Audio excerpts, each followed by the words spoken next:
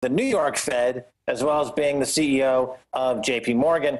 And the Fed is really the sub-level, which is the level that needs to be attacked. And I know you were down in Texas, and I saw the video down there in Texas, and it makes perfect sense. And I hope people like Naomi Klein, who is now resurfacing again. She was a big name during the anti-globalization movement of the late 90s. And she's kind of taking ownership of the Occupy Wall Street demonstrations and protests. I hope that she understands and begins to talk about the Federal Reserve Bank and what they do and their role in this occupation in our own country by these foreign-owned terrorists, the bankers. Well, Max, let me raise that to you specifically, because 2 or 3 weeks ago, I reached out to Occupy Wall Street. I sent reporters all over the country. They really were grassroots. Now in San Antonio, in Dallas, in New York, in D.C., the people that have gotten control of it are Democratic Party operatives in many cases. And they say no Ron Paul signs, no protest the Fed is federal. And then they say to us, how dare you not go after Bank of America, Goldman Sachs, Citigroup, Wells Fargo. And I'm like, those are the big mega banks that own the shares in the Federal Reserve. The Federal Reserve is how they get their government power. It's how they get their trillions in bailouts. So I'm saying take out their power, take out their fortress, then we can get the little buggers inside. And just like the mainline Tea Party got co-opted by Republicans, now they don't want to go after the Fed. When it all started with Ron Paul 4 years ago, now they want to be led by Herman Cain, the former head of the Fed in Kansas City. And it's the same thing with the Democrats now, and the Fed coming out and endorsing Occupy Wall Street in a hope of blaming mainline, Main Street, and the tens of thousands of legitimate companies on Wall Street. Instead, now it's this class warfare thing, exactly what mainline Democrats want. And it makes me very, very sad, because I wanted to embrace Occupy Wall Street, and I know it's a diverse group, but the people that the mainstream media gives attention are people like Michael Moore, saying, let's get rid of capitalism. That's the problem. No, the problem is monopoly capitalists that you talk so much about, these monopoly men. So what's your message to them? Am I right in what I'm saying, or am I wrong? Should I embrace Karl Marx right now on air? Well, as you can imagine, I'm in pretty close contact with the organizers of Occupy Wall Street, principally David DeGraw, who's one of the 2 or 3 top people who brought the whole thing to life. And he and I have been talking about this lack of a specific demands for the groups. And my issue and the risk that I put forward is that as the movement gets bigger and bigger and bigger without a specific goal, it's ripe to be co-opted. And I saw evidence of this just a few days ago when Unilever, which owns Ben & Jerry's ice cream, came out in favor of Occupy Wall Street. So that's a very bad development when a foreign corporation, in this case a Dutch company, Unilever, and they have their fake, organically driven Ben & Jerry's ice cream front, come out and start to co-opt this movement for corporate sales purposes. You're on a slippery slope down to irrelevance. And this is the problem is not having a specific goal. If Occupy Wall Street said our specific goal is to demand that Jamie Dimon steps down as CEO of JP Morgan and from the New York Federal Reserve Bank chair position. Or demand a return of Glass-Steagall, or that the trillions of stolen bailout be clawed back, or... Right, but I mean, those demands require a bit more process and time, whereas a regime change, like Hosni Mubarak in Egypt, I mean, once he got the message, he had to step down. So Jamie Dimon... Yeah, so we put out a simpler demand to show the power of the movement that makes sense. Hey, step down Jamie Dimon, and by the way, we want criminal investigations.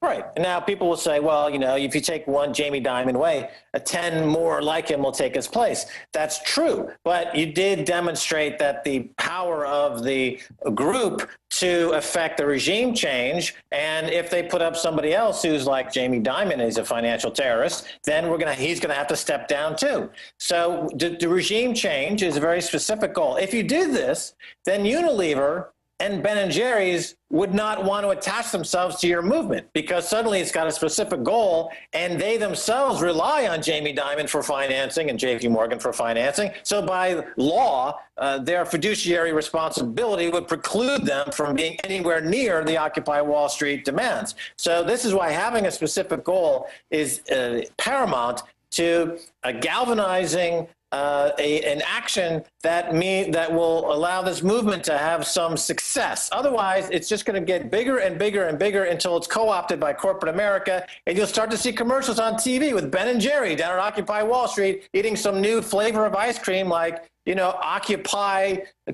cream pie or something like that. Yeah, and it'll become just another part of that American fudge that just kind of permeates everything that we do, where everything's great, don't worry, Disney is here to rescue you, and it just goes down the drain. Well, sure. Now, Max, I want to shift into some other areas. It's just for me, I tried to reach out to these groups, and the so-called leaders of it, they claim there's no leaders, but you know, there really are Democratic Party operatives. Move on, they're all involved. And it's just the left wing of the same military-industrial banking complex.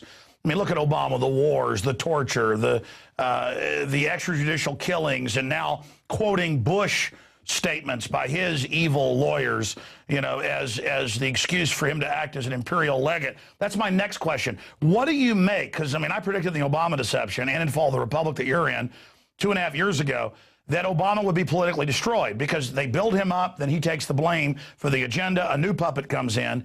And we know that when things get into these crisis modes, the establishment, the oligarchs, the financial ruling class that are anti-free market, they like to put in puppets, build them up, and then destroy them so they take the blame and not the corrupt plutocrats or the autocratic banksters, whatever you want to call them.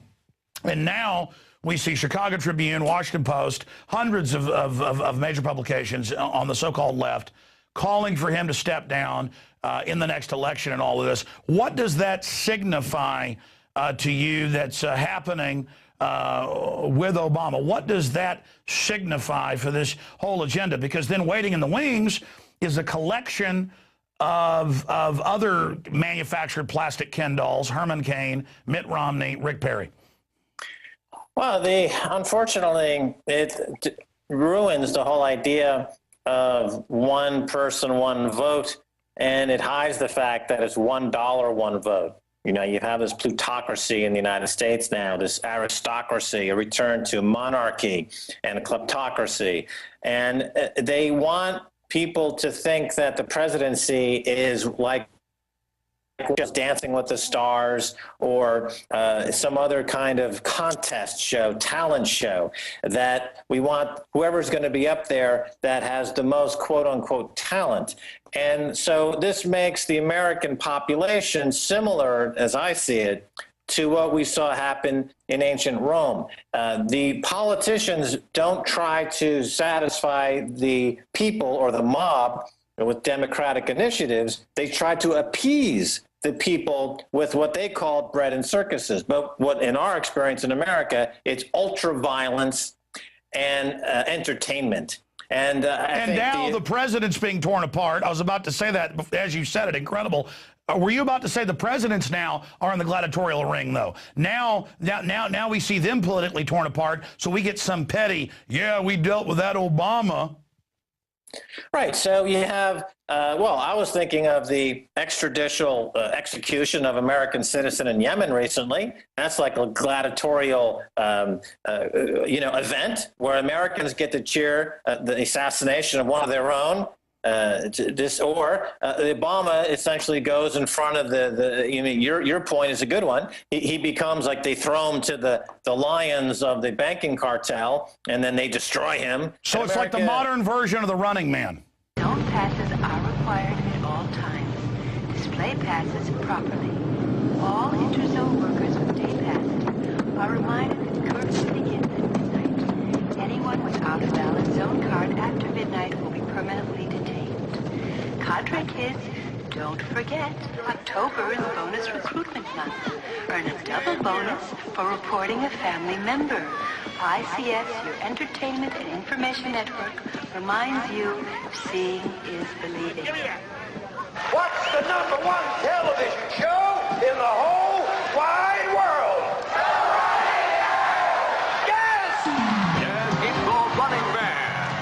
secret square block of dating. Structures, devil, You guys want to buy a hot stereo? Your child. Happy, loving, caring. You believe this shit? His parents. 24 hours a day, 7 days a week. Don't listen to it. I worry about the kids. The network shuts down the schools. The kids are either in hiding or getting basic training. Brainwash prep the TV. We can jam the network once we find the uplink to the satellite. Then we'll broadcast the truth. Truth hasn't been very popular lately. Yeah, I mean, but historically, you know, it's against the backdrop of a collapsing empire, as we saw in Rome, and the American empire is collapsing, and so they resort to this appeasement of the mob with bread and circuses, or violence and amusement. So the violence is getting more gladiatorial and harsh, and the amusement, you know, the pornography and the gambling, and is getting more in your face. So they want. Okay, I got to stop you there. You were the first person 5-6 years ago, even before I got you on the air, talking about a gulag economy and that you'd be paid to play video games and all these new fake currencies they'd have. And separately, in my research, I knew that once they got us into a cashless society, it wouldn't be about convenience. Just like Google isn't about you learning something, it's about the system knowing what you're into, where you're going, what you're doing. You're allowed to have that service for free because they're building an algorithm on you. Well, it's the same thing with Facebook spying on you, all of this. I've been talking a lot, and this integrates with your research, about how once they get rid of the real economy, and once they bring in the cashless society, Max, that the money, you'll have to pay to have your money in the bank, and you'll have to pay to use your credit card or your debit card. And now we see that happening in Switzerland. Now they're starting that in the U.S. Dozens of new bank fees. Bank of America just took the plunge first, $5 to use your credit card or your debit card. But then you're forced in this modern system into the cashless system. A lot of businesses make you take as payment automatic transfers. And so we now see what a cage this is, this cashless society where they can devalue it and you can't get out from under it. I mean, there's so many ramifications, and we're really seeing as they lay off Bank of America alone, it's over 50,000 now, just the last 30,000 a few weeks ago, 20,000 before that this year. Others are doing it. They're just getting rid of retail banking because they've got the tens of trillions of bailout money. Why should they even have customers anymore? Because they just run the government and steal all our money. Max Kaiser.